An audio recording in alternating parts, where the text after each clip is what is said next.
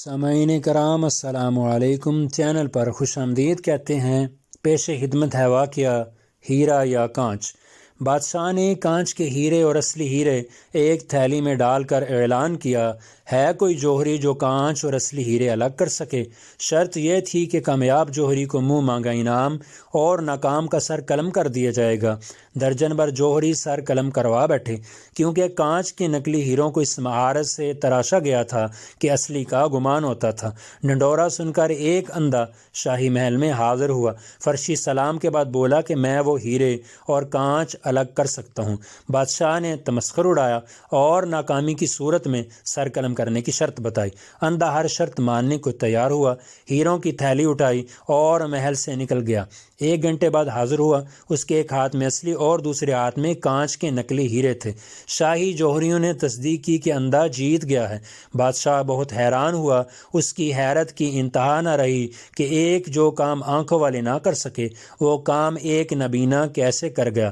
بادشاہ نے اندھے سے دریافت کیا کہ اس نے اصلی اور نقلی کی پہچان کیسے کی۔ اندھا بولا، یہ تو بہت آسان ہے، میں نے ہیروں کی تھیلی کڑی دھوپ میں رکھ دی، پھر جو تپش سے گرم ہو گئے وہ نقلی تھے اور جو گرمی برداشت کر گئے اور ٹھنڈے رہے وہ اصلی تھے۔ بادشاہ نے اندھے کے علم کی تعریف کی اور انعام کرام سے نواز کر رخصت کیا۔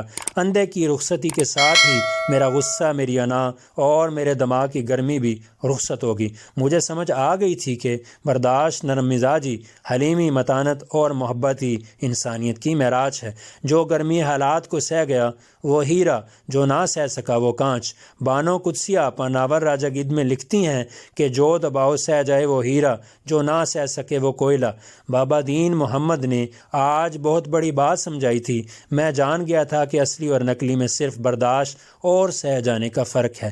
میں نے پوچھا، بابا انسان آخر کب تک برداشت کرے؟ کب تک لوگوں کے طعنے سہے؟ کب تک اپنے غصے کو پیے؟ آخر برداشت کی کوئی حد ہوتی ہے۔ بابا مسکرایا اور بولا، بیٹا اس وقت تک سہنا ہے جب تک ہیرا نہ بن جاؤ۔ میں نے پوچھا، پھر اس کے بعد؟ بابا نے کہا، ہیرا بننے کے بعد ہیرے پر کوئی دباؤ، کوئی آگ اور کوئی تپش اثر نہیں کرتی۔ جس طرح چکنے گڑھے پر پانی نہیں ٹکتا، اسی طرح اصلی پر کوئی تیر، کوئی نشتر کام نہیں کرتا۔ سامعین کرام، ویڈیو اچھی لگی تو اس کو لائک کیجیے گا، شیئر کیجیے گا۔ چینل پر نئے ہیں تو چینل کو سبسکرائب کر لیجیے گا۔ ایک اور ویڈیو کے ساتھ حاضر ہوتے ہیں، اجازت چاہیں گے۔ اللہ حافظ۔